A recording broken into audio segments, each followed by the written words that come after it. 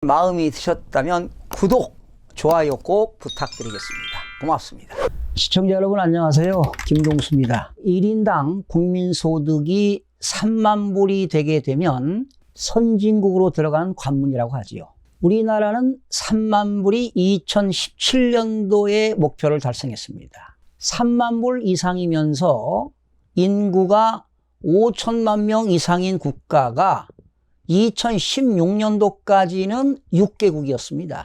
미국, 영국, 프랑스, 독일, 일본, 이탈리아 6국가에서 우리나라가 2017년도에 7번째로 30의 50 클럽 국가에 2017년도에 가입했습니다. 세계 201개 국가에서 이렇게 3만 불을 달성하고 인구가 5천만 명 이상인 국가, 참 7번째 가입된 거는 참 영광스러운 거 아니겠습니까? 그런데 말이죠. 2017년도에 그 당시 가입했을 때 국민소득이 31,349달러였습니다.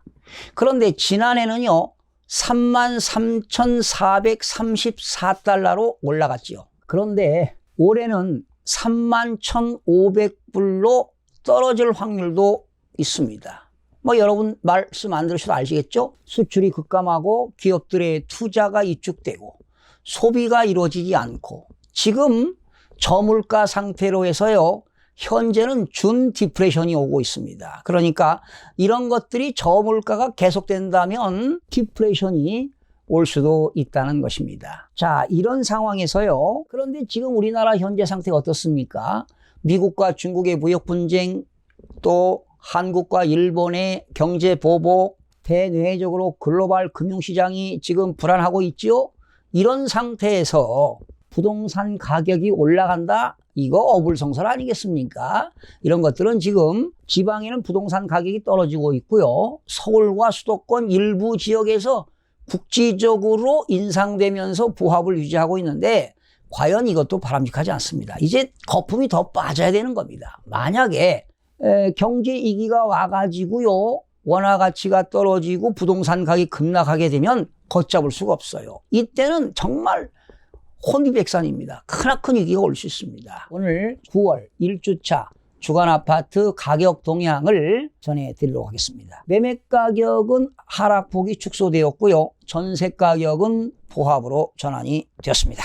자, 한국감정원이 말이죠, 2019년 9월 1주차입니다. 9월 2일 기준인데요, 전국 주간아파트 가격 동향을 조사한 결과 매매 가격은 0.01%가 하락하고 전세 가격은 0.00%로 보합으로 전환이 되었습니다. 전국 주간아파트 매매 가격은 지난주 대비 하락폭이 축소가 되었습니다. 수도권은 지난주 0.02%에서 이번 주는 0.04%가 되었네요. 지금 수도권은 40째 주 가격이 떨어졌다가 40째 이후에 상승으로 전환이 되었는데 과연 이게 언제까지 갈지 의문이 됩니다. 서울은요, 지난주 0.03%에서 이번 주 0.03% 상승폭이 유지가 되었고요. 지방은 지난주 마이너스 0.07% 하락했는데 이번 주는 마이너스 0.05% 하락폭이 축소가 되었습니다. 5대 광역시는 지난주 마이너스 0.03%에서 이번 주 마이너스 0.01% 하락폭이 축소되었고요. 8개도도 지난주 마이너스 0.10%에서 이번 주 마이너스 0.09%, 세종은 지난주 마이너스 0.03%에서 이번 주 마이너스 0.02%가 되어서 하락폭이 축소가 되었습니다. 자, 시도별로 살펴볼까요? 대전은 0.18%가 상승했고요. 경기도 0.04%, 인천 0.04%, 서울 0.03%, 전남 0.01%는 상승했고요.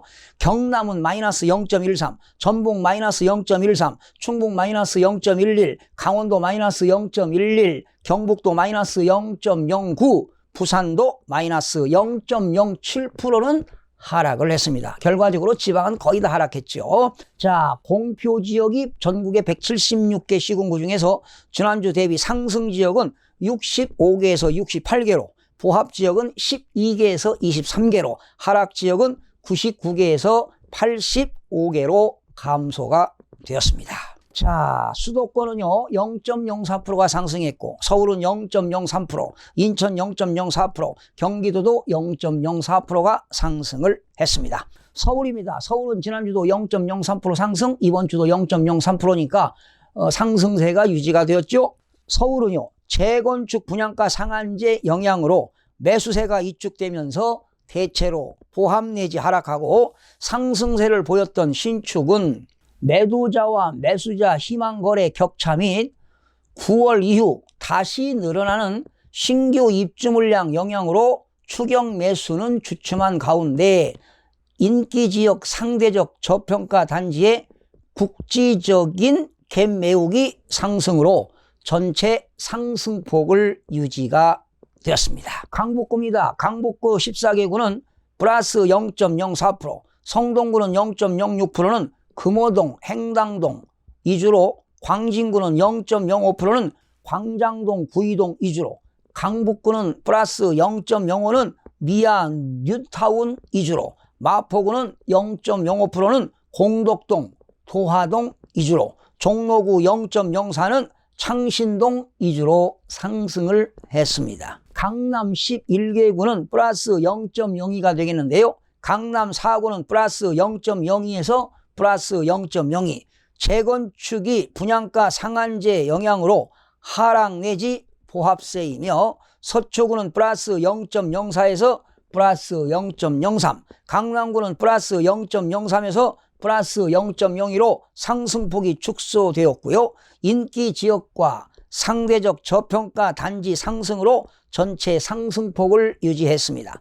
강남 4구 이외의 강서구 플러스 0.03은 마곡지구 배후, 수요 있는 가양동, 방화동 위주로, 영등포구는 0.03%는 당산동, 영등포 등 위주로 상승을 했습니다. 인천입니다. 플러스 0.03에서 이번 주 플러스 0.04로 상승폭이 확대가 되는데요. 인천광역시 미추홀은 플러스 0.17, 연수구는 플러스 0.04는 교통 호재 등으로 상승 전환, 계양구는 마이너스 0.07은 부천 대장지구 등으로 수요가 분산되며 하락을 했고요.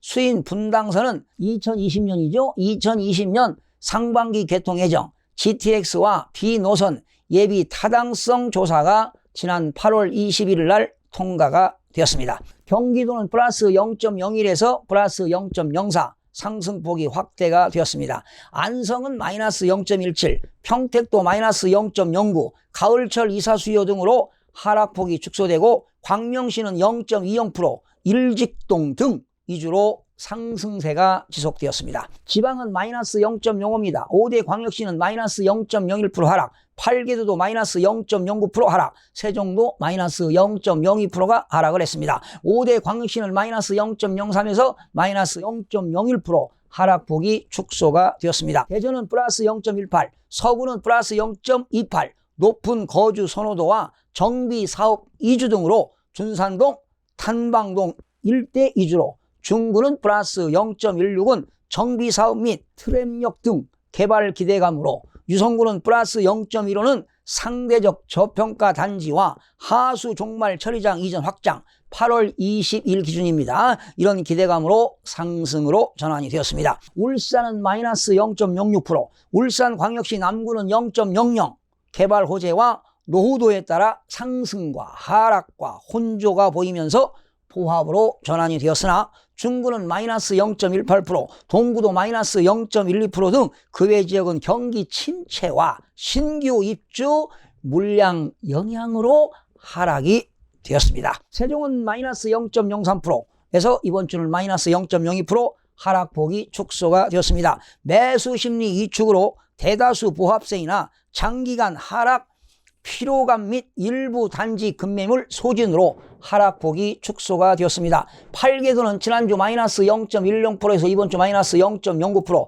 하락폭이 축소되었는데요. 8개도 중에서 그래도 전남 지역이 좀 상승했는데, 전남은 0.01%가 상승했고요. 제주도는 마이너스 0.03% 하락했고, 충남도 마이너스 0.06% 하락해서 하락폭이 확대가 되었고요. 경북은 마이너스 0.09% 하락, 강원도도 마이너스 0.11% 하락, 충북도 마이너스 0.11% 하락, 전북은 마이너스 0.13% 하락으로 하락폭이 확대되었고, 경남도 이번 주 마이너스 0.13%로 하락폭이 축소가 되었습니다. 자, 8개 주 중에서 전남이 2위를 했는데, 전남 순천시는 0.07% 상승, 광양시도 0.06% 상승, 여수시 0.04% 상승, 목포시는 마이너스 0.06% 하락, 무안군도 마이너스 0.07% 하락, 나주시도 마이너스 0.08%가 하락을 했는데요. 자, 8개도 중에서 가장 하락폭이 큰 지역이 경남인데요. 경남이 하락폭은 축소되었지만 8위를 차지했습니다. 경남 통영시는 보합 0.00%, 김해시는 마이너스 0.03% 하락, 창원시 성산구는 마이너스 0.07% 하락, 창원시 의창구 마이너스 0.11% 하락, 경남 밀양시도 마이너스 0.11% 하락, 창원시 진해구 마이너스 0.12% 하락, 경남 양산시 마이너스 0.17% 하락, 창원시 마산 하포구 마이너스 0.19% 하락, 경남 사청시도 마이너스 0.19% 하락, 경남 거제시도 마이너스 0.19% 하락, 경남 창원시 마산 해운구는 마이너스 0.20% 하락, 경남 진주시도 마이너스 0.20%가 하락을 했습니다. 지금 우리 경제가 말이죠, 저성장으로 빨아들고 있습니다. 지금 물가까지 하락하고 있잖아요. 이런 물가 하락이 2년 이상 지속되면 완연한 디프레션이 고착화되는 것입니다. 그렇다면 일본식 장기 불황에 빠져드는 것 아니냐는 그런 우려들이 나오고 있습니다. 이런 상황에서 부동산 가격이 상승하는 것은 투기 세력들과 가을철 이사 수요로 인해서 보합이거나 일부 상승 지역이 있긴 있습니다만은 이렇게 투기 세력으로 부동산 가격이 상승한다는 것은 지극히 비정상적이라고 보는 것입니다. 지금 지방은 거의 하락하고 있고 서울과 수도권 일부 지역에서 국지적으로 지금 상승하다가 지금 보합으로 전환이 되는데요. 서울 지역은요, 분양가 상한제 영향과 정비 사업, 사업상 저하로 하방 압력이 확대되고 있습니다. 특히 무주택자의 청약 대기가 전환으로 매수세가 감소되는 것입니다. 상한제가 도입되게 되면 가격이 20-30% 떨어지기 때문에 지금 매수자들이 매수를 하지 않고 지금 대기 상태에 있다는 것입니다. 또한 지금 현재 7월, 8월 월 평균 입주 물량은 약 1900세대였습니다. 서울시가. 그런데 지금 앞으로 이달 9월부터 앞으로 4분기 12월까지는 월 평균 입주 물량이 약 4800세대가 됩니다. 평균입니다.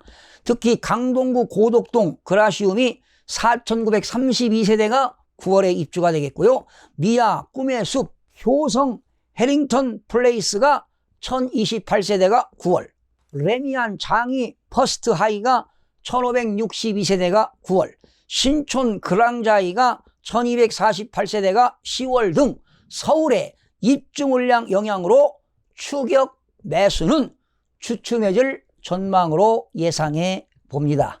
시청해주신 여러분 대단히 고맙습니다. 매일매일 최선을 다하겠습니다. 내일 아침에 찾아뵙겠습니다.